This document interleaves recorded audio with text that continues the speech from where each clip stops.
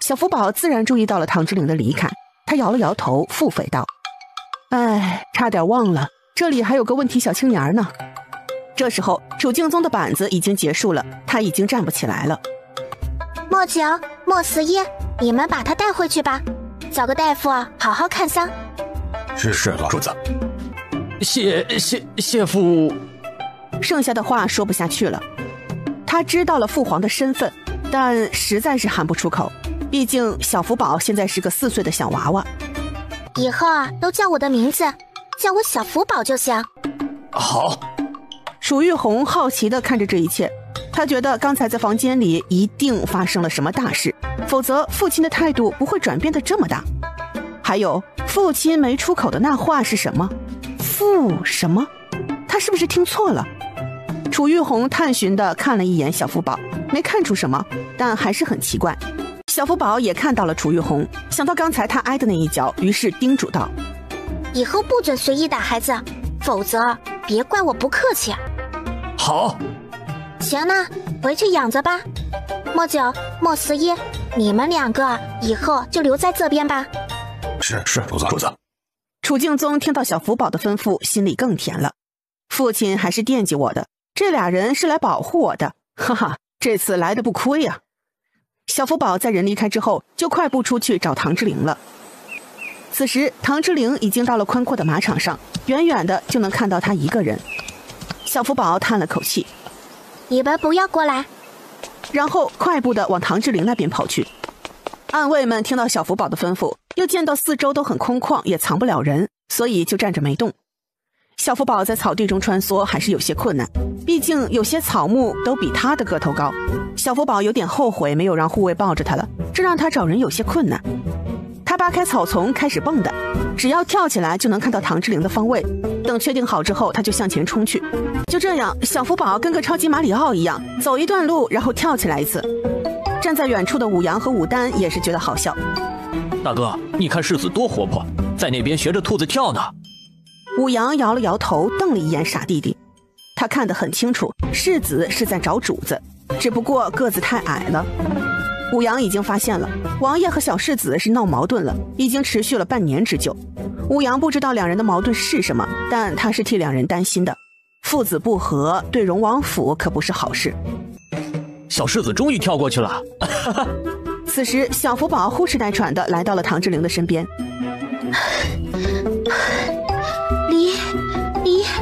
你想怎么样吧？唐之灵傻傻的站在这里，思绪乱飞。突然听到细小的声音，他四处看了看，什么也没看到。小福宝见到唐之灵那傻样，无奈的道：“往下看。”唐之灵低下头，就看到了草丛中藏着的小福宝。此时，小福宝的脸上已经被草划伤了，出现了伤痕。唐之灵很心疼，放下了别扭的心态。仔仔，你受伤了。小福宝毕竟是唐之灵养了几年的儿子，他从小小的一只的时候养到了现在能跑能跳，这份爱是割舍不掉的。要不是因为小福宝另一层的身份，唐之灵会继续疼他入骨。这孩子是沈飞送给他的亲人呢。那时候唐之灵知道自己有鲜卑血统的时候，整日过得提心吊胆，想的都是怎么保护沈飞和小福宝。小福宝和沈飞就是唐之灵的命，他的家，他不能失去任何一个人。你呀，怎么不注意点呢？啊，脸都擦伤了。重生回来的小福宝在唐之灵身上也是感受到父爱的。唐之灵的存在弥补了小福宝幼年心灵中亲情的缺失。抱我。唐之灵感受小福宝热乎乎的小身子，想要把小福宝拉开，但是小福宝固执的没有松手，而是紧紧的搂着唐之灵的脖子。唐之灵想了想，没有再推拒，搂紧小福宝，把他抱了起来。唐之灵就这么站着，看着远方，而没有看小福宝。你想问什么就问吧。小福宝已经做好给唐之灵解惑的准备，但是唐之灵并没有问出口，而是沉默不语。小福宝也没有催促，两人就这么一直看向远处。那边是皇上送来的小马驹，正在围栏里悠闲地吃着草。唐之灵沉默许久，才问出口：“你那时候为什么不认我？”这是唐之灵最大的心结。小福宝没有看唐之灵，他叹了一口气：“可能是觉得丢人吧。当初随意睡那一个女人，竟然还是个臣子的女人，一时接受不了吧？唐之灵听到小福宝这么淡然的开口，觉得很违和。但我是皇上，也没有觉得怎么样，天下都是我的，女人睡呢也就睡呢。起初呢，我也并不知道你的存在，是你6岁之后，唐国公才说出呢你的身份。你不是一开始就知道我的存在？不知道，你那时候啊，都是国公府的3公子呢，我想认回你啊，也没有办法呢。皇家和国公府都要脸的，这毕竟是丑闻，所以啊，只能这样子了。后来啊，我就送了你嬷嬷过去照顾你，等你长大一些，又送了护卫过去。那时候啊，说实话，我是讨厌你的存在的。唐之灵沉默着没有开口。唐国公隐藏得很深，我也派人去盯着国公府，送回来的消息啊，都是唐国公很宠爱你，他宠你宠的甚至能超过了嫡子。唐之灵知道小福宝说的没错，唐国公明面上对他确实是很好，这也是唐夫人想除掉他和唐之轩嫉妒他的原因。后来啊，知道你身子瘦弱，不爱读书，也都随你去了。宫里那时候啊，太子和老三斗得像个乌鸡眼一样，我就想着呢，不读书就不读书吧，等先皇继位之后，告诉你的存在，让他照顾你一生无忧，荣华富贵都不是难事。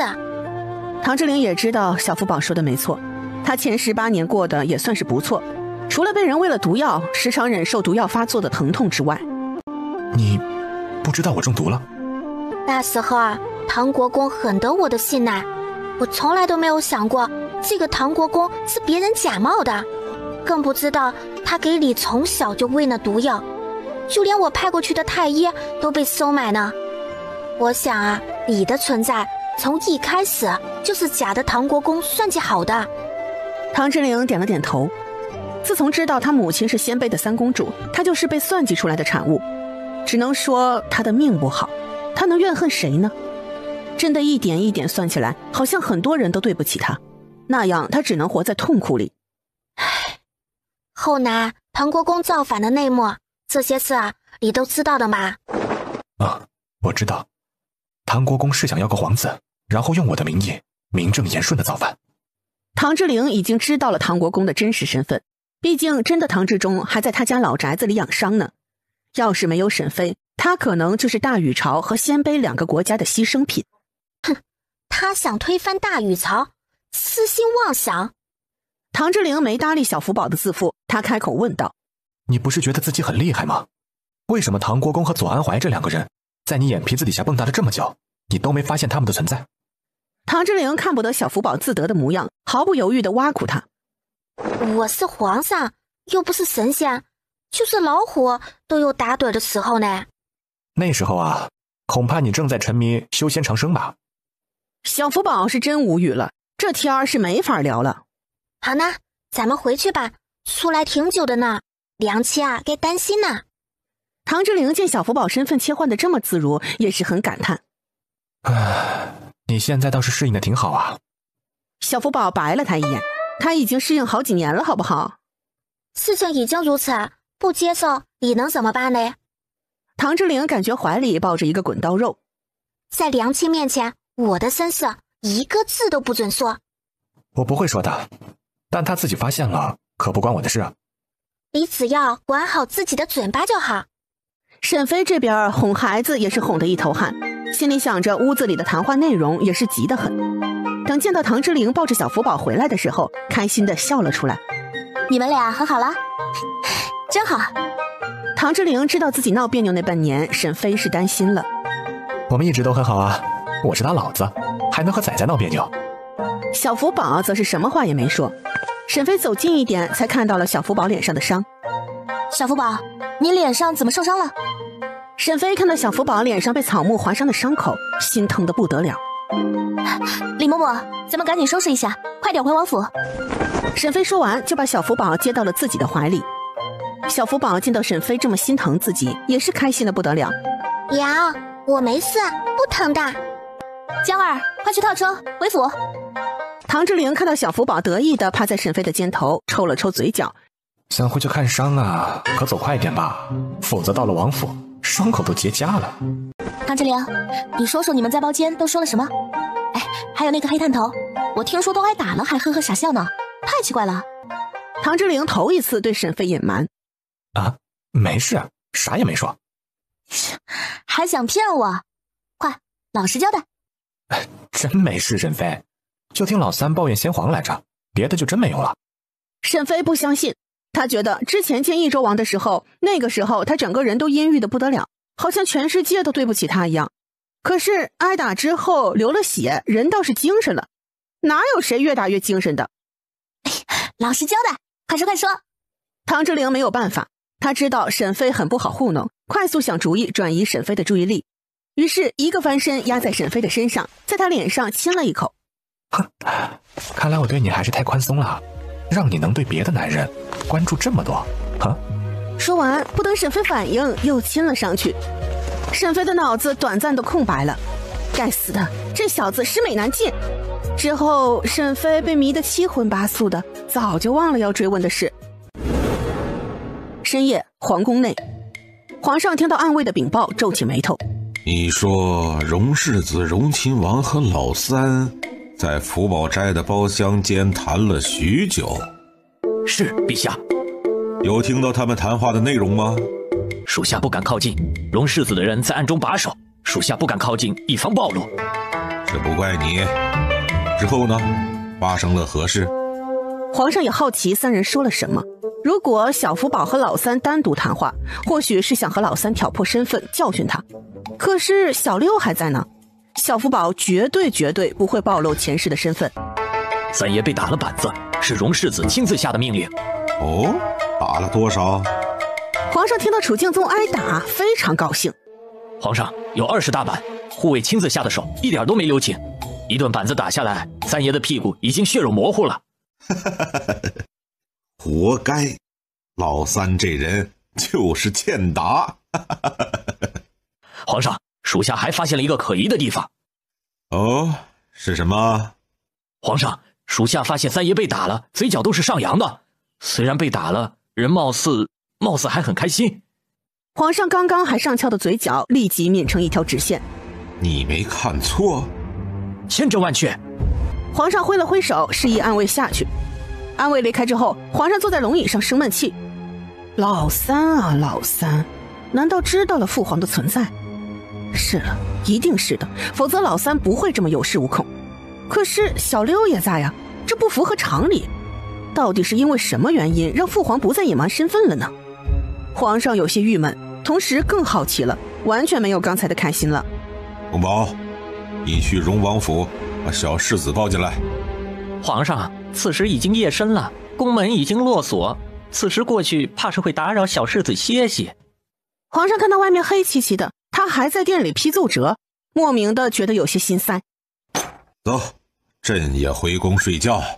翌日清晨，留在马场的楚敬宗就吩咐道：红儿，你快带着弟弟妹妹们去荣王府上课。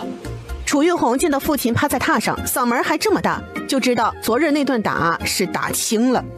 父亲，六婶的学堂或许还没准备好，我和弟弟们贸然过去是不是不好啊？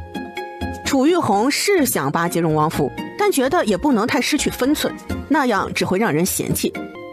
有什么不好的？你们去了就去找小福宝，放心，他会愿意见到你们的。楚玉红有点懵啊，这父亲是不是被打傻了？父亲，这是不是不妥？孩儿觉得还是在家等消息的好。让你去就去，废什么话？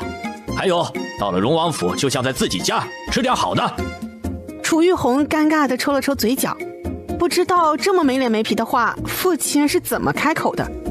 谁料就听到更炸裂的话：你们也别光顾着自己吃，也给我带回来点，烧鸡和烤鹅都行。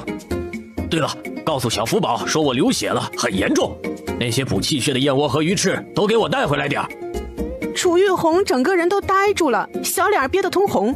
这话父亲敢说，他都不敢听，这是人话吗？这脸未免也太大了。对了，让小福宝有时间的时候多来看看我，别把我忘了。楚玉红懵住了，父亲这是在和福宝弟弟撒娇？撒娇。沈飞直接睡到了日上三竿才起来。他醒来的时候，几个孩子早就吃过早饭，在院子里玩耍了。沈飞坐在椅子上，等着丫鬟们给他盘头发，就听到了院子里的大笑声。小叶子今天为什么这么开心，笑得这么欢？哦，王妃，城外马场的洪少爷带着弟弟妹妹们来了。他们来了？这么早？是啊，来的时候还没有吃早饭呢，是和少爷们一起吃的。沈飞想起来答应他们让孩子们上学堂也不能失约的，但这是不是急了点儿？倒是个积极的孩子。沈飞听到小叶子欢快的声音，觉得府中来了其他的孩子也不错，至少小叶子有了其他的玩伴，不会去打扰花花。要不然每日花花躲着小叶子的打扰都是一件愁事。小叶子的破坏力实在是太大了。走吧，咱们也过去瞧瞧。沈飞过来的时候就看到了几个奇妙的组合。小叶子一手牵一个女孩子，是7岁的楚月彤和5岁的楚月山。2个小女孩比小叶子大，很会照顾她，因此就是小叶子带着2个堂姐在院子里面疯跑。楚玉泽和楚玉溪没有玩过滑梯，正一遍一遍地玩着。3胞胎的老3和老42人坐在沙堆里玩沙子，花花、恒儿、楚玉红则是坐在一块儿。花花和楚玉红聊天，恒儿坐在旁边听着。沈飞走近之后，小叶子松开2个姐姐的手，像个小炮弹一样向沈飞冲了过来。娘，你终于起来了，我睡懒觉呢。沈飞老脸一红，这孩子瞎说什么大实话？这脸上都是汗，也不知道慢着点。月童月山，快随婶娘来，到这边歇息歇息，吃些糕点。花花、恒弟，我先去跟婶娘打个招呼。好。楚玉红离开之后，小老2楚玉恒才开口：“想跟娘和呀。”没错，小老2已经能开口说话了，但是他只是在花花面前会说。他刚刚说的就是问花花：“你想继续你的实验吗？”花花点了点头，小手里却是拿着一颗水稻的种子。闲着也是闲着，我想继续我的实验，看看竹稻的研究成果。康安城的环境恐怕不适合吧？还是太小了，要是长大一点，我就能去更多地方了。谁说不是呢？我每日也是无聊的很啊。你说那俩小孩里，老头子在不在？我觉得都不是。那鸟货是跟小孩，那闹人的劲儿是没谁啊。师傅终究是看不开身份和世俗的眼光呀。小老2恒儿没有开口，这事儿放一般人身上都接受不了，好不好？楚玉红来到沈飞面前，给沈飞问安之后，才开始落座。红儿，既然你们今天就来了，咱们就先去学院看一看，看看你们以后的学习环境。楚玉红也很期待，特别是父亲准许他们兄弟姐妹几个都来学习，他就决定要抓住这个机会。至于父亲那厚颜无耻的要求，他决定当作没听到。好在他早上来荣王府的时候，小福宝被宫里的太监请进宫了。好啊，婶娘，我也正想去看看呢。那好，咱们准备一下就出发，去咱们的福宝书院。沈飞带着孩子们一起出门去了书院，而小福宝却被皇上扣在宫里。皇上一脸幽怨地看着小福宝。老3是不是知道了你的身份啊？知道呢。为什么？话赶话就说到了呢。皇上心想，你还真随意啊。不过他就算心里有很多猜测，也不敢问了。小福宝一看就是不想说，于是他只能告诉小福宝另一个好消息：太子的正良娣有孕了。太好呢，这个孩子一定要保住。皇上也重视太子的子嗣问题，加上听到沈飞说过有关近亲生孩子会生傻子的言论，就知道现在太子后院还就只有正良娣适合生下长子。你放心，朕会亲自安排婆子过去的，保住这一胎。小福宝点了点头。司妙兰还在冷宫里吗？在。司妙兰还是偷偷解决呢吧？那丫头善妒，没准藏着什么坏心思。太子对那丫头，司妙兰善妒，脑子又不精明，极容易被人撺掇，还是让她病故吧。好。皇上听到小福宝这么说，就知道没有转圜的余地了。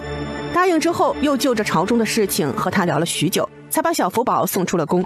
回去的路上，小福宝坐在轿辇里，想到司妙兰背后的人手，也是很头疼。他伸出小手揉了一下太阳穴。他这次徇私了，也欺瞒了娘亲。他已经查到，当初在太妃葬礼中给沈妃食物中下药的人，主使者是司妙兰。但他当时只是小小的凤仪，当然不能手眼通天。暗中帮助司妙兰的人不少。说白了，司妙兰就是一把刀，而当时推波助澜的人中就有益州王府的人。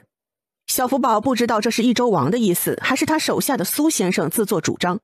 不管怎么样，小福宝都不打算留着司妙兰。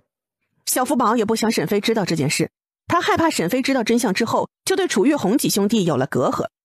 唉，真难啊。小福宝到了王府之后，才知道沈妃带着一群孩子参观学堂去了。小福宝顿时有种娘亲抛弃了他的感觉。齐慧，咱们也去福宝书院。啊，是。在小福宝来追沈妃的时候，沈妃已经带着孩子们来到了务本坊。沈妃下车之后，就看到了宏伟的大门，她内心还有点小雀跃，这算是大禹朝最高学府了吧。楚玉红也看着国子监的大门，曾经他的身份就是进入国子学都是轻而易举的，可是现在恐怕就是最差的算学等学科都没有机会了吧。楚玉红收回心绪，六婶，福宝书院在哪里？沈妃尴尬地轻咳一声，她其实也只来过一次，那时候她直接到的门口，还就简单地看了看。江儿，咱们书院的位置你去找一找，然后告诉我。王妃您稍等，我先去打探一番。好，快去快回。小叶子是待不住了，一个不注意就往外跑了出去。奶娘见状，急忙快步地追了上去。这时候巷子中传来了吵闹声，娘，真有人打架，好好玩啊！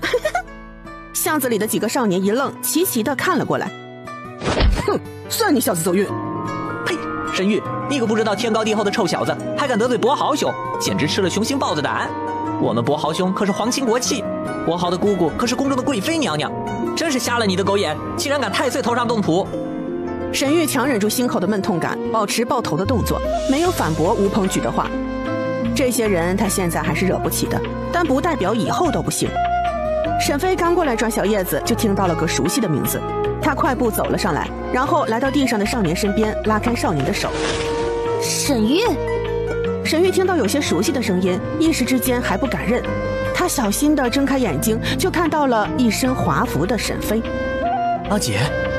沈妃见到沈玉的一身伤，心疼的同时又非常自责，她是不是对沈玉太无情了？沈玉，你受伤了，伤得重不重？阿姐，我没事儿。你是谁？是啊，你是谁？我劝你不要多管闲事儿。我是沈玉的姐姐沈妃，你们是谁家的孩子，竟敢欺负我弟弟？萧伯豪看到沈妃衣服上的花纹，还有沈妃的名字，心里一惊，立即弯腰道歉。参见荣王妃，今日都有得罪，我不知道沈玉是你弟弟，还请荣王妃海涵。萧伯豪是二皇子的表哥，自然听过荣王府一些事，他知道自家和荣王府不和，但却不会傻的直接得罪沈妃。吴鹏举听到沈妃是荣王妃就吓了一跳，他没想到随意欺负的穷小子竟然有个姐姐是王妃。请荣王妃原谅，我就是和沈玉闹着玩的。吴鹏举就是萧伯豪的小跟班，自然害怕荣王府的势力。你们都叫什么名字？我叫萧伯豪，我祖父正是太常卿萧红卓。哦，那你呢？我是吴鹏举。好，我记住你们了。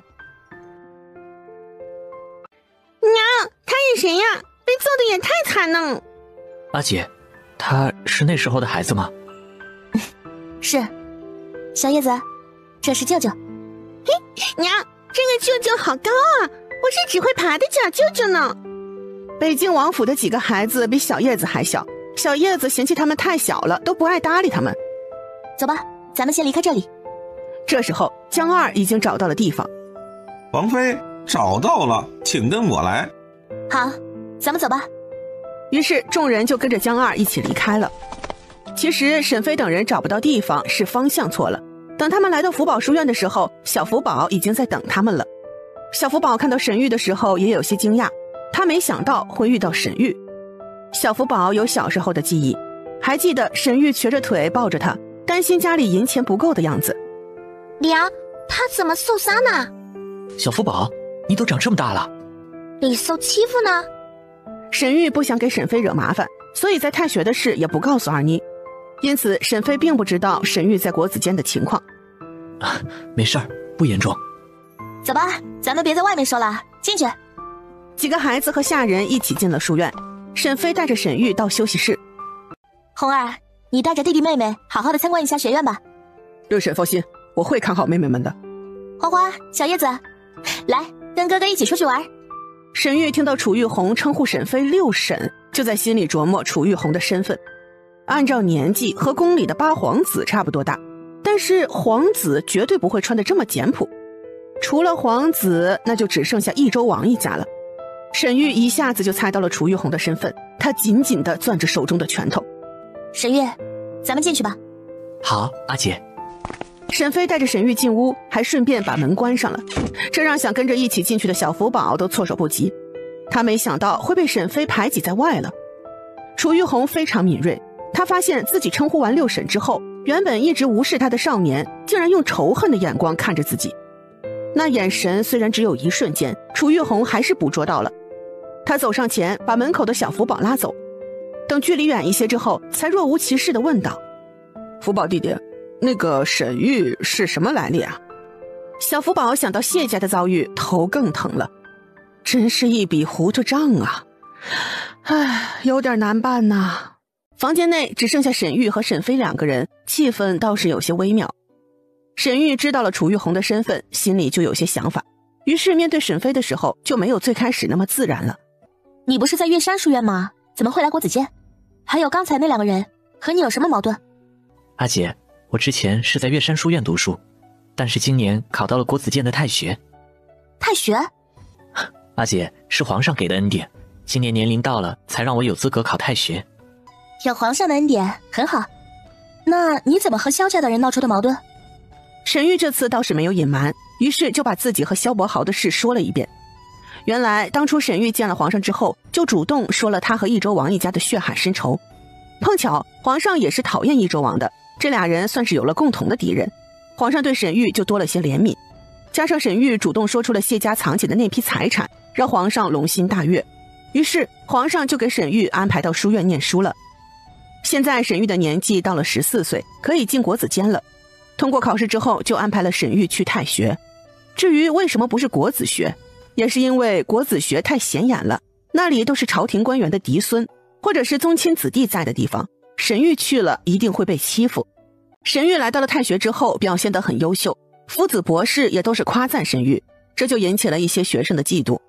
而萧伯豪自恃身份，在太学可没少欺负学生。萧伯豪在太学中就是个小霸王，总是自持是二皇子的表哥就作威作福，我不过是被老师夸奖几句，他就经常欺负我。你在太学受了欺负，怎么没有来荣王府找我？或者告诉二妮也可以啊，我要是知道了，不会不为你出头。阿姐每日繁忙，我也不好多去打扰。沈飞知道沈玉和他是生分了，也或许是自己没有主动亲近，让沈玉心中担忧。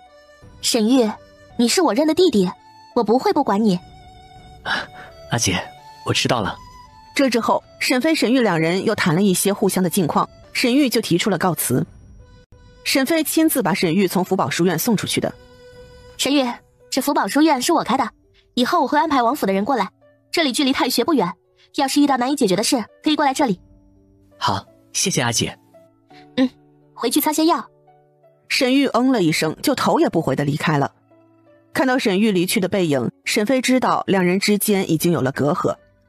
这时候，小福宝走到沈飞身边：“娘，走吧，去看看你以后上学的地方。”沈飞叹了一口气，人的缘分就是这么奇妙，走到一半失了缘分也是正常。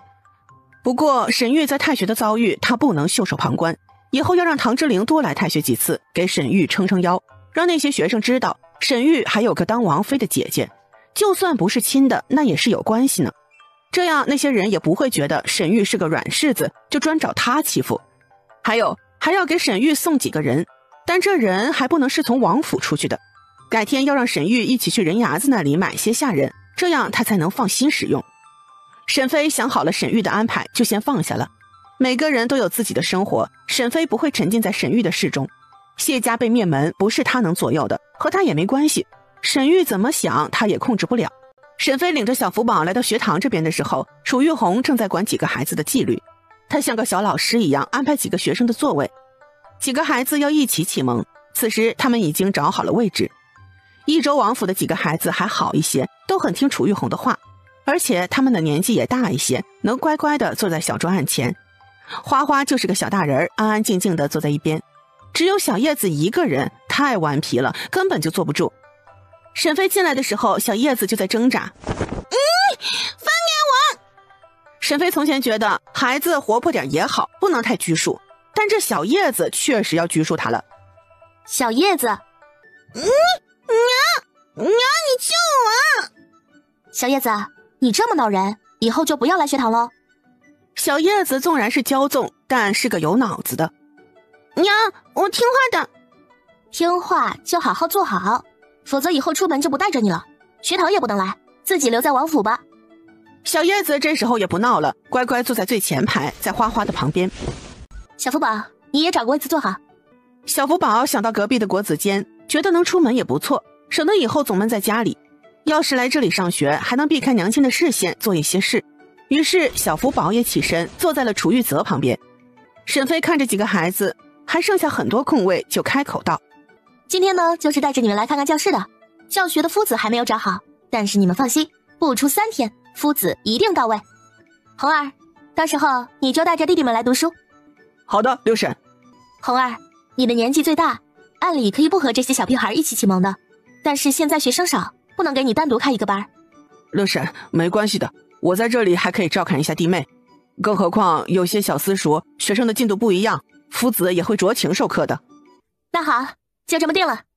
沈飞是荣王府的王妃，所有出行都坐着带有标记的马车，所以他来务本坊看他那没开成的书院，还是被好些人知道了。今日沈飞带着孩子们来书院，被好些人看去了。回去的路上，沈飞都能听到百姓们小声地议论着：草包王妃来国子监干什么？哎，你说错了，她应该是来福宝书院了。福宝书院？没听过呀。哎，这你就不知道了，我来给你好好说说。快说。别着急，听我说，荣王府那个草包王妃在国子监旁边开了一个书院，一个学生都没有的书院。真的？你跟我走，我带你去看看。这书院修好了之后，都2月了，一直在这边吃灰呢。沈飞坐在马车里，也听到了人们的议论声。小福宝坐在一边，尽量的缩小自己的存在感。没办法，国子监隔壁的位置是他亲自向皇上要的，谁料现在却是这个情景，真是好心办坏事了。沈飞根本没注意到小福宝的异样，听到草包王妃这个称号，他可不认。唐之陵草包王爷的称号当之无愧，他堂堂一个生物学博士，竟然被称为草包，真是岂有此理。沈飞沉着脸，让车厢里的几个孩子都沉默下来。沈飞心里压了一口气，这学院不仅要办，还要办好呢。回到王府之后，沈飞把孩子们都打发走了，然后安排了马车把楚玉红几个孩子送走，他才回到了自己的小书房。彩霞，去把乔杉叫过来，我有事吩咐。是，王妃。沈飞坐在椅子上，想着学院要怎么一鸣惊人。当前最需要的就是夫子老师。按理说，沈飞找老师也可以向皇上开口要的，毕竟按照皇上疼小福宝的程度，送个大儒来都不是问题。但沈飞知道皇上笑话他一个半吊子，开不了书院之后，沈飞就决定不去找皇上帮忙。福宝书院必须要完全属于自己，他要靠自己的实力把这个书院办起来，证明他自己的实力。滑铁卢事件不存在的，让那些之前笑话他的人闪瞎狗眼。沈飞站起来，一边踱步一边思索。福宝书院就相当于一个小学，教出来的学生以后会去大禹朝最有名的书院，当官的人家都能考国子监的。可是算学、律学、法学是学生的背景不要求，寒门学子也是可以考的。沈飞别的没把握，考国子监的算学可不要太简单。他在后世也是经历过高考的人，奥数、心算哪个没学过？哼，他敢承认大禹朝会教数学的人还没有人能超过他的呢。沈飞不是一个自大的人，八股文他不行，但是国子监的算学他瞄准了。很快乔杉就走了进来。参见王妃。不必多礼。乔杉，有个事需要你做。请王妃吩咐。有3件事要你做。第一，去长安城贴一个告示，荣王府重金聘请书院先生，这是夫子的待遇和要求。那时候想必来应聘的人应该会不少，到时候把报名的人请到王府，我亲自面试。是。第二，就是招学生，这次不是没启蒙的孩子了，年纪要在13岁，最好有一些基础的，就招10个人，对算学感兴趣的孩子，身份不限，免费来福宝书院学习。王妃，为什么一定要13岁？因为我要他们在福宝书院学完1年之后，就能考上国子监的算学。乔杉倒抽了一口凉气，王妃的口气未免太大了。乔杉看着沈妃势在必得的样子，心中怀疑，他觉得王妃是受到了他的刺激。当初他就不应该把外面那些人笑话王妃的话学给王妃听。3，你去打听一下国子监最近5年算学的考试题，把这些整理好了给我，越快越好。是，王妃放心，我这就去办。好，夫子的事最先办，我一定要在3天内选到夫子。是。乔杉接到了命令之后，就脚步匆匆地出去了。他也还是发现了，在荣王府做事也是有意思的紧，生活还真是多彩。他也想看看王妃能不能打一些人的脸。贾家学堂，小孔先生拿了一张告示，脚步匆匆地跑了进来。祖父，什么事这么慌张？祖父，你看看，荣王府在招夫子呢。怎么，荣王府的笑话还没闹够？孔先生想到上次唐志玲闹的笑话就开心不已，他觉得等他到了九泉之下见到先帝的时候，可以好好的笑话一番。看完布告上的内容，孔先生丢在一边。哼，不知所谓。宣阳坊杨家。娘，我有事要和你说。怎么了？你说。娘，我听说小福宝要去福宝书院了，我想和他一起学习。哦，你从哪里知道的消息啊？娘，现在外面都在传呢，沈姨姨给福宝弟弟开了一个书院，让他启蒙，我想和福宝弟弟一起学习。方氏听到杨少奇的话也沉思起来。杨家到了这一代，夫君没有受到重视，虽然是从3品的归德将军，但是前2年的战事夫君也没有去战场，武将的军功都是从战场中来的，方氏也不得不为了孩子谋算。杨少奇还以为娘亲不同意。娘，你就送我去吧，不知道沈姨姨的书院有多大，要是学生招满了，我就没机会了。好，急而不急啊！我明天就带你去荣王府问一问情况。好，太好了，娘你真好。广安侯府，广安侯朱桓愤怒地看着儿子朱坤鹏。我不同意。爹，我是荣亲王的好兄弟，怎么也要支持一下他家的产业呀。我不管你和荣亲王是什么关系，但是玉明绝对不能被耽误了。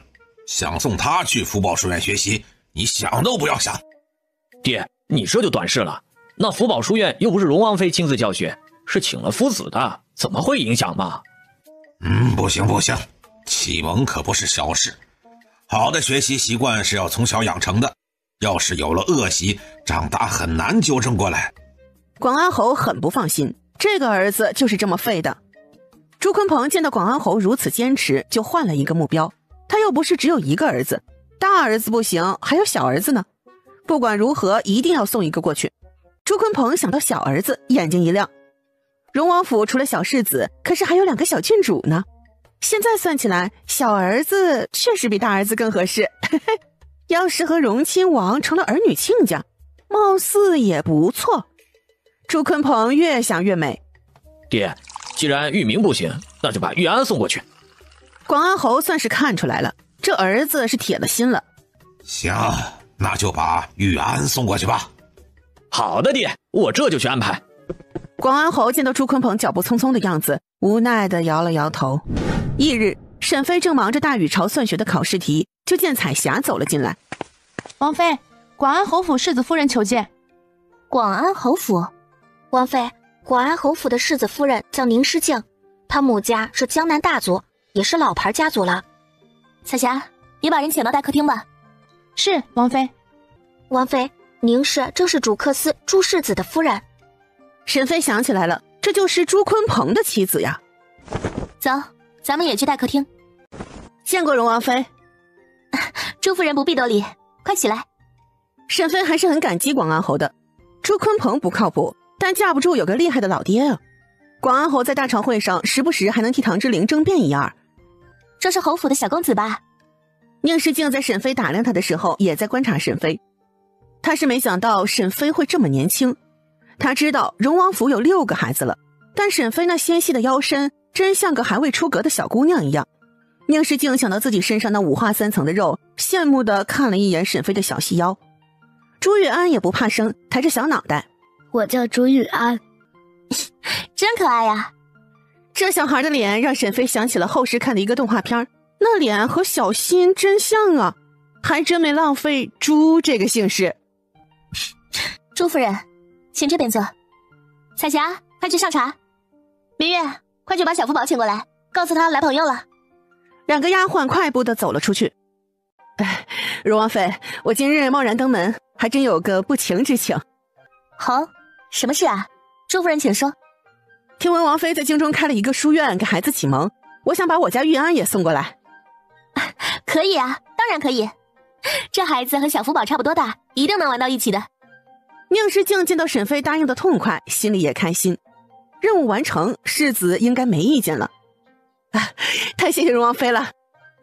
王妃，归德将军夫人带着齐少爷求见。宁世敬可惜地放下点心，立即站了起来。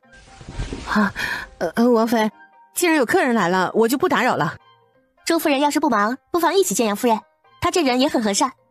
朱玉安把糕点一下子就塞到了嘴里，一直向宁世敬摇头。宁世敬接收到小儿子的眼神，又坐了下来。其实他也舍不得那叫做奶茶的东西，甜甜的，怪好喝的。那我就见见杨夫人。很快，杨夫人和杨少奇就被请了进来。沈姨夫弟弟呢？我来找他玩了。杨少奇小的时候没少在沈飞这里蹭吃蹭喝，和沈飞熟悉的不得了。我也想和福宝弟弟一起启蒙。拜见荣王妃。方姐姐客气了，咱们都是老熟人了，不必多礼。沈飞和杨夫人寒暄起来，当然也没有忘了宁世敬。于是3人就互相说了一些家常话。杨少奇看着坐在一边吃东西的朱玉安，来到他身边。你是谁？来干什么的？我是朱玉安。你可真胖。哼，我长大就不胖了。哈哈，不可能，你长大了也是个胖子，你得像你娘。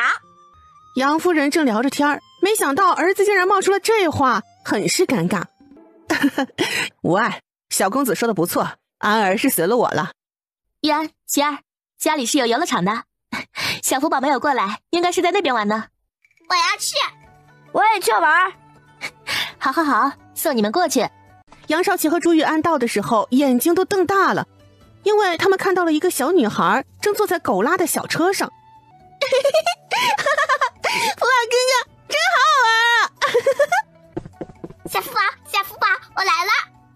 小福宝听到这声音，转过头，是杨家的小屁孩。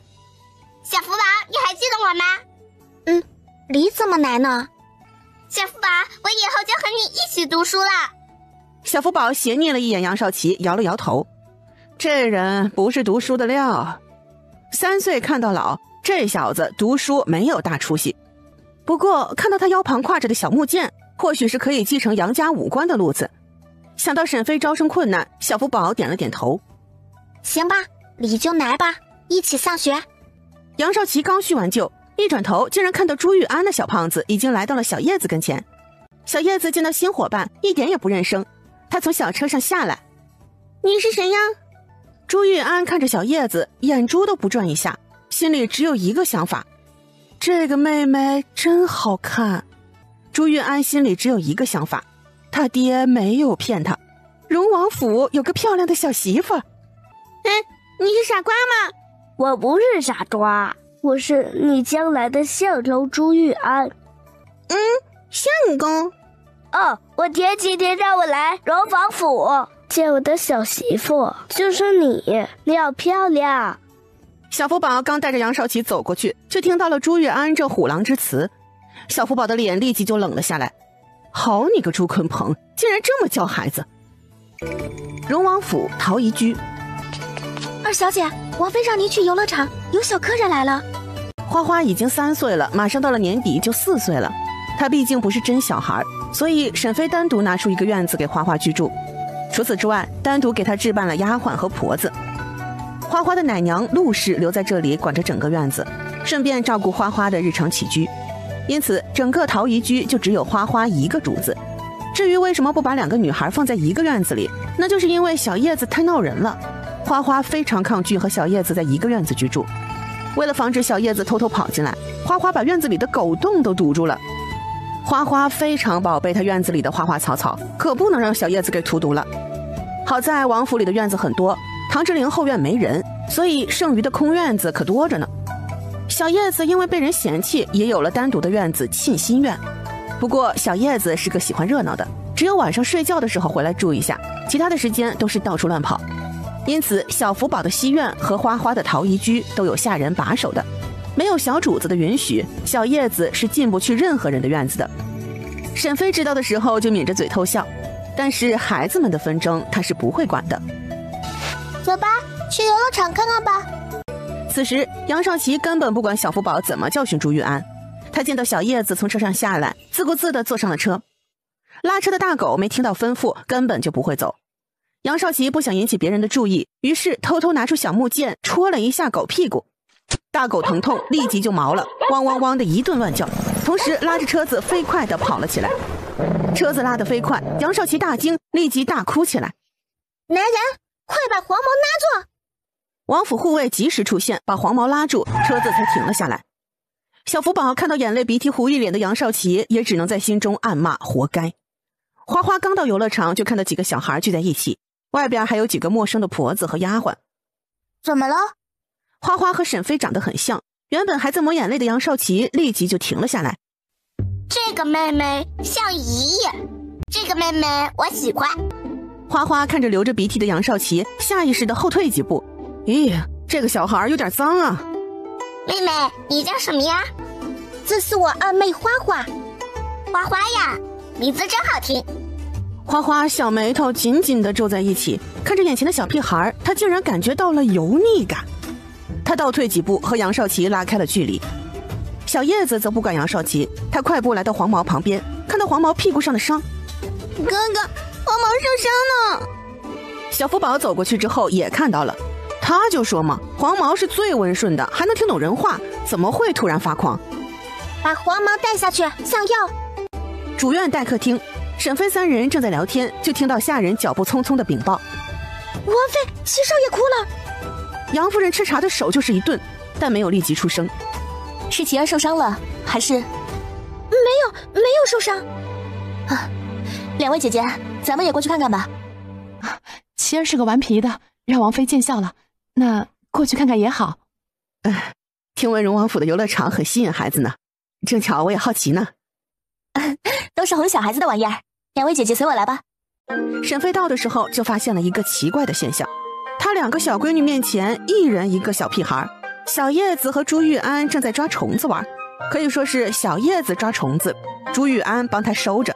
此时朱玉安的胖手中已经好几只虫子了，花花则是乖巧地坐在一边。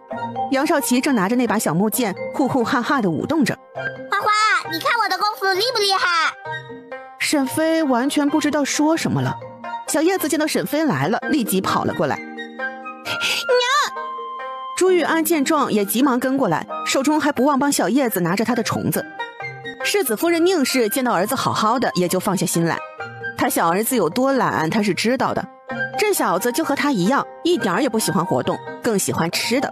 如今来到荣王府，竟然都能跑了。虽然是跟着小姑娘身后跑吧，但也无伤大雅，运动了就好嘛。哈哈，来荣王府还真没来错呀。朱夫人的心情很好，等朱玉安靠近来，看清他手中的虫子，朱夫人直接倒了下去。他怕虫子呀！哎呀！此时城门口的布告栏有一位中年男子盯着布告栏上的招聘内容。阿山，走，咱们就去荣王府。大人，咱们贸然登门会不会被打出来啊？中年男子看到身上破旧的衣裳，摇了摇头。不知道，试一试吧。于是2人一起打听着去了荣王府。傍晚，乔杉把一份名单交给了沈飞。王妃，这次有22人报名，想成为福宝书院的夫子。这些人都是什么背景？王妃，这几人都是来京城赶考的学子，今年没有中榜，要3年之后再考。又因为家中贫寒，因此想要在京城谋个活计。这几人的年纪多大了？都是五官端正的青年才俊。沈飞虽然看脸，但想到唐之灵的小脾气，于是就把那几个据说是青年才俊的学子给划掉了。这几个人不要。乔杉面上没有表情，但内心却是很奇怪。他知道自家王妃是个看脸的，他可没忘那五峰庄那一幕。有没有年纪大点的？最好是老头的。沈飞的书院还想干长久呢。那些年轻的学子虽然说可以启蒙，但是年轻人有个毛病，那就是心高气傲，不能安心的在书院教书。王妃，年纪太大的没有，只有一位40多岁的男人，很是落魄，而且人也不是长安人。哦，你仔细说说。王妃，此人名叫裴楚，今年已经48了。这人是琼州人，曾是元成22年的进士。元成22年？是，裴楚也是时运不济，他18岁就中了举人，但是家中亲人相继离世，因此耽误多年不能科考。好不容易可以再次科考，有2次身体不适被中途抬离考场，以至于到了元成22年，38岁才再次参加科举。这次的运气不错，成了进士。我听说成了进士只需要参加殿试就能入朝为官的呀。王妃，裴楚的运气不好，因为遭受裴氏嫡支的连累，又被朝廷流放了。沈飞抽了抽嘴角，这运气也是没谁了。那他现在怎么来了？还想来王府当先生？4年前皇上登基大赦天下，裴楚就被放了回来。不过在流放期间，他的妻子和儿女全都没熬过来，只剩下他一人了。如今只有一个仆人跟在身边。他都这么穷了，还有仆人？王妃，属下打听过，那个仆人是裴楚救的。至于裴家，曾经也还是琼州大户，裴楚曾经也是琼州有名的青年才俊，就是他的运气不太好。行，这个人我见一见吧。于是沈飞又挑了3人，打算一起看看，在几人中选2人。广安侯府，朱坤鹏下职之后就立即回家了，今天完全没有心情喝花酒看表演了。他一整天都觉得有人要对付他，所以早早就回家了。到家之后才知道世子夫人在荣王府吓着了，他快步的来到内室。你怎么样了？听说昏倒了。没事，就是被安儿拿的虫子吓到了。今天怎么这么早回来？宁是知道管不住朱坤鹏的花心，也就不管他，只专心的吃好喝好，因此从原来纤瘦的美人吃成了快150斤的大胖子。安儿这个臭小子，让他去找媳妇儿的，怎么玩起了虫子了？媳妇？什么媳妇？荣王府的小郡主，给你当儿媳妇怎么样？宁是想到拿着虫子呲牙咧嘴笑的小叶子，打了一个寒战。不行，绝对不行。为什么？那可是荣王府呀。夫君，明儿的媳妇将来一定是公爹做主，婚事我插不上手。安儿这里我就想选个温顺的媳妇。宁氏是真的觉得王府的小郡主真的太顽皮了。我觉得安儿也不能在福宝书院念书了。不行，安儿必须去福宝书院读书，和小福宝交好。还有什么儿媳妇的，这都咱们家的想法，就算你同意，人家荣王府也不一定同意呢。人家堂堂郡主，皇上是人家大伯，将来想找什么才俊没有，安儿能不能入了郡主的眼，也未可知呢。宁氏揉了一下胖脸，一想夫君分析的也对，成不成还2回事呢，况且孩子们都还小呢。那就继续让安儿去。朱坤鹏见说通了媳妇，又耐着性子开导：静儿，安儿是咱们小儿子，将来侯府是明儿的，财产大部分要分给明儿，安儿只能找个门第高的媳妇儿。就算不是荣王府的小郡主，我也希望安儿的媳妇儿是个能帮扶她的人。宁氏点了点头，她承认丈夫说的对。小郡主，这已经是咱们家能够够到最高的了，这还是我和唐之灵有交情才有可能说得通的。况且我没有才智，等父亲老去，咱们广安侯府是什么光景也未可知啊。朱坤鹏虽然整日玩世不恭，但有一颗玲珑心，虽然是个男人，但绝对不是个粗枝大叶的人。他的消息灵通，除了老爹广安侯告诉他，还有他经常出入烟花场所，那里可是一切消息汇集地。他他这人又脸皮厚，不怕被弹劾。他出现在那些场所，别人都不会防着他。他吃亏就吃亏在对学习不感兴趣，怎么学也学不进去。但是旁门左道还是动不少的。他手中也是捏着好些人的把柄，就是防着将来有人会对付他。毕竟他是纨绔，也得罪过人的。他怕那些人趁他老爹去世之后对付他，所以他把那些人的罪证提前都搜集好了。他朱坤鹏不打没把握的仗，现在2个儿子的将来他都要提前打算了。他本来打算把嫡子送去荣王府，但老爹不同意，太固执，说不通。他只能送小儿子去，小儿子就是他押的宝。朱坤鹏又和胖媳妇说了几句之后，就离开，直奔朱玉安的房间。朱坤鹏来的时候，下人正劝着朱玉安吃东西。安少爷，再吃点吧。朱玉安看着油亮的大肘子，吞了吞口水，还是摇头。安少爷，这是你最喜欢的肘子呀，怎么不吃了？朱玉安正天人交战的时候，就见到父亲来了。爹！朱坤鹏看到油腻的肘子，皱着眉头。以后不准给少爷们送宵夜了，还有肉都少送。是世子。你们全都下去。安儿，今天去了荣王府，见到2个妹妹了吗？好差的妹妹。那你喜欢吗？妹妹长得好差，还胆子大。爹，我们一起玩了虫子。我从前玩虫子，娘都不允许。还有表姐们胆子也小，经常哭，太讨厌了。小叶子不怕虫子，我想和她一起玩虫子。朱坤鹏很无奈，但是儿子太小了，他不懂现在的喜欢和长大后的喜欢是不一样的。不过他不急。好，以后多和妹妹一起玩。沈飞并不知道他辛苦招来的小学生有些居心不良，他此时正在和唐志玲分享。唐志玲，你说那裴楚的运气是不是太差了？是啊，人这一辈子呀，都不知道未来会怎么样呢。怎么了？又有什么事困扰你了？啊，没有，就是在主克斯的日子有些无聊罢了。唐志玲和谭先生学了半年多，也听了很多典故。他单纯的觉得现在的生活和混吃等死差不多。沈飞看着唐志玲年轻的脸庞，他才22岁啊，正是想要建功立业的年纪。那你想做什么？我看看能不能给你参谋参谋。唐志玲摇头，她是有些想法的，但是她的身份不允许她做，至少皇上不希望她离开。还有他们一家能在长安不去封地，就是因为皇上要留下小福宝，而沈飞绝对不能和小福宝分开的。你呀，既然你这么闲，还不如给我在幽州以北多弄些田地呢。怎么，你还觉得家中的地不多，钱不够吗？沈飞想到花花，摇头道：不够，多多益善。我不要上好的良田，只要无人耕种的荒地就好。你要是真的空闲，就帮我做这件事吧。隔天，唐志玲果然行动起来。既然沈飞想要田地，他就帮着他弄来。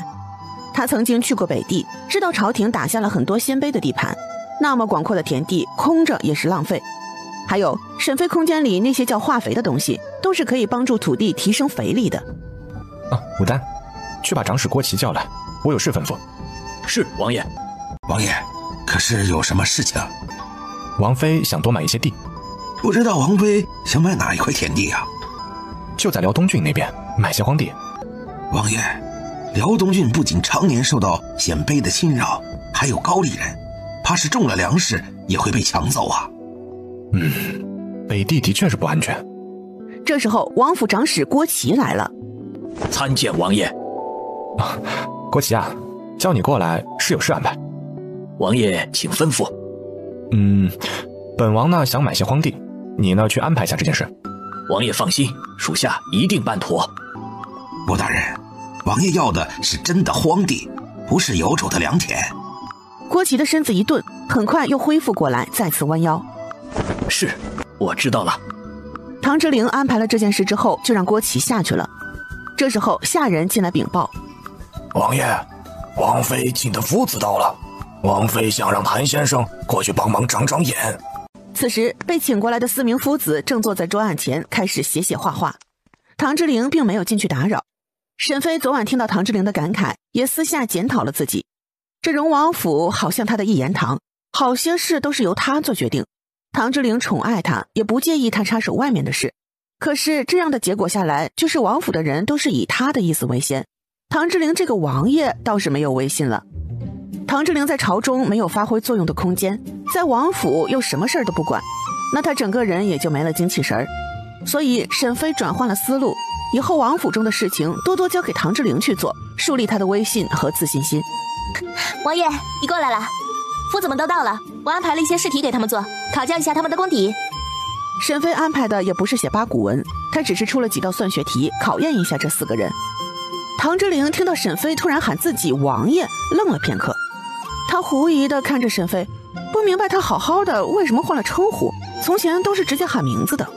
王爷，一会儿还要你选2个人呢。好。谭卓听到沈飞的称呼，心里满意了。他在王府这么久，每次听到沈飞直言不讳地喊王爷的名字，都想掏掏耳朵。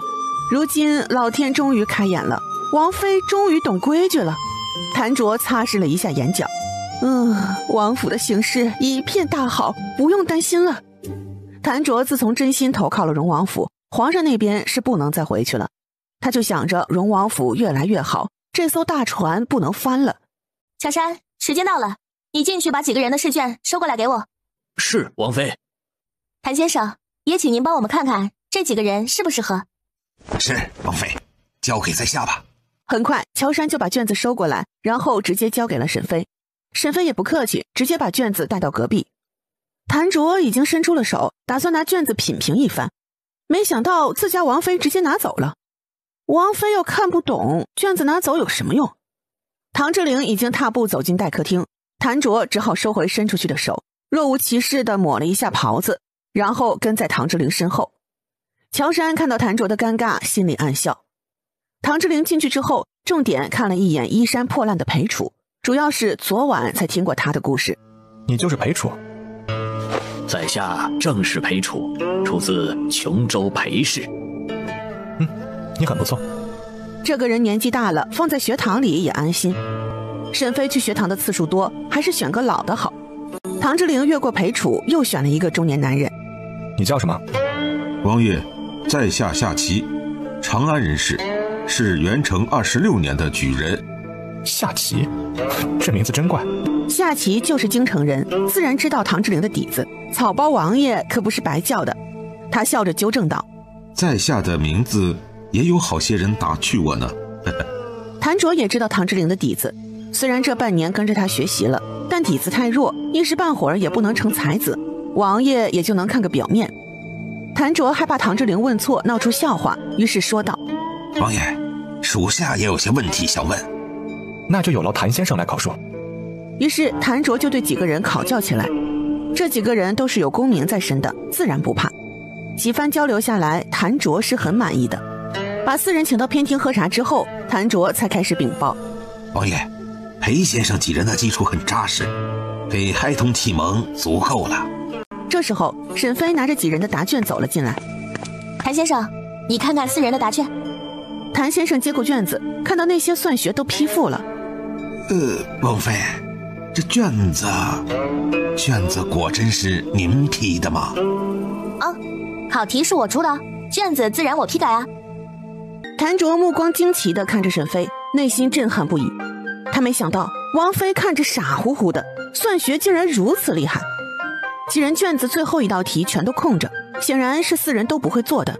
然而这题是王妃出的，显然王妃的段位要更高，完全能解答出来。谭卓收回震惊的神色，把目光聚集在最后一道大题，同时又在心里小心地琢磨起来，想试试他自己能不能解答。然而谭卓费了一番功夫，发现他也给不出答案。谭先生，那4个人你看了吧？您觉得谁合适啊？回王妃，小人觉得裴先生最合适，有些见解微臣也比不上呢。先生也是这么觉得啊？裴楚的卷子得分最高，只有最后一题不会，其他的全对了。王妃，不知这最后一题何解呀？沈飞没了解大禹朝算学之前，以为算学有多难呢。看了之后，发现都是些初中的知识，沈飞用几个方程式就能解决出来。他来出题，完全是降维打击了。谭先生也解答不出来。在下也需要琢磨琢磨。他其实也想让沈飞解惑的。先生大才，琢磨些日子应该就能得到答案了。沈飞没有挖苦谭卓的意思，因为这题真的不难，他觉得小孩都能会的知识。沈飞不看谭卓了，走到唐志玲身边。王爷，你看剩下3人的人选呢？我看那个王文斌不错，他的卷子得分第2名呢。唐志玲想到这4人中只有王文斌容貌好些，立即拒绝道：我觉得当夫子的呢，要选个老成持重的。那个夏琪就很不错，还是京城人士，知根知底。沈飞想起第3名夏琪，也没反对。那也行，听王爷的。唐志玲见沈飞听了自己的意见，很开心。好啊，我这就和他们去说。不忙，王爷，沈玉在国子监的太学读书，总有人欺负他，你带些东西过去看看他，给他撑撑腰。唐志玲想起沈玉了，她对沈玉没有感情，就知道这人是沈飞曾经买的下人。不过沈飞重视的人，他照拂一二也行。我去国子监看看。沈飞见到人选定好之后，就转身回了后院，剩下的事他就不管了，全都让唐志玲去安排，给他找点事情做。回到后院之后，沈飞想起来还没见到孩子们。小福宝怎么没过来？王妃，世子带着徐慧去了城外马场。去马场干什么？世子没说。好，我知道了。花花和小叶子呢？怎么这么安静啊？王妃，二小姐在院子里和小丫鬟们挖土呢。李嬷嬷想到花花，也很想摇头。这二小姐明明贵为王府的郡主，但只对种地感兴趣。沈飞点点头，没管这事儿。上辈子学姐也是能拿出好些土比较来比较去的。小叶子呢？大小姐在游乐场玩呢。自己玩？不是，二少爷他们全都被强制带走了。沈飞抽了抽嘴角，强制带走就带走吧。派人多看着点儿，不伤了就好。还有，多穿些衣服，天气越来越冷了。是，王妃。沈飞等人都走了之后，就闪身进了空间。他要加快把避孕药研制出来，他可不想再继续怀孕了。唐之玲有了沈飞的嘱咐，也带着给沈玉准备好的东西去了国子监。国子监太学，此时正好是上课时间，沈玉正在聚精会神地上着课。他脸上还有被人打的乌青，可是他完全没有介意学生们的小声议论。坐在上首闭目养神的博士徐长卿听到下面学生不好好的写文章，开始小声议论，于是站起来在校舍内四处走动。他也看到了沈玉脸上的伤，但太学里的学生好些背景深厚。他虽然是太学博士，但官职低，学生之间的矛盾他并不会过多插手。徐长卿路过沈玉的时候，放了一瓶药在沈玉的桌子上，然后就若无其事地离开了。沈玉看到药瓶，握笔的手就是一顿。他知道博士也是一番好心，快速地把药瓶收了起来。这时候教室外竟然传来了骚动，学生们都停了下来，开始向外看。徐长卿也看了过去，看到是国子监的司业和监丞两人亲自簇拥着一名年轻人走进来，急忙上前。哎呦，陆司业，张监丞，可是有何急事啊？国子监的司业正六品，是国子监副长官，相当于现代的副校长。监丞是国子监掌管校规的官员，无论是教学的教师还是学校的学生都管，因此徐长卿此时有些紧张。徐博士，这位是荣亲王，今日是来看你学生沈玉的，你把他叫出来吧。国子监太学博士徐长卿参见荣亲王。起来吧，本王来找一下王妃的弟弟沈玉，劳烦徐博士把沈玉叫出来。唐之玲在外面的时候还是很有威严的，特别是他那一身亲王服饰，四爪金龙在身上，非常能唬人的。唐之玲的声音不大不小，正好让教室内的学生们都听得清清楚楚，就是陪同过来的陆思业和张建成都很震惊。他们也是没想到，不显山露水的沈玉竟然是荣亲王的小舅子。陆思业心中有些疑团，他听说荣王妃的身世不寻常，是北静王的亲女儿啊，什么时候有这个弟弟了？难道沈玉是北静王的私生子？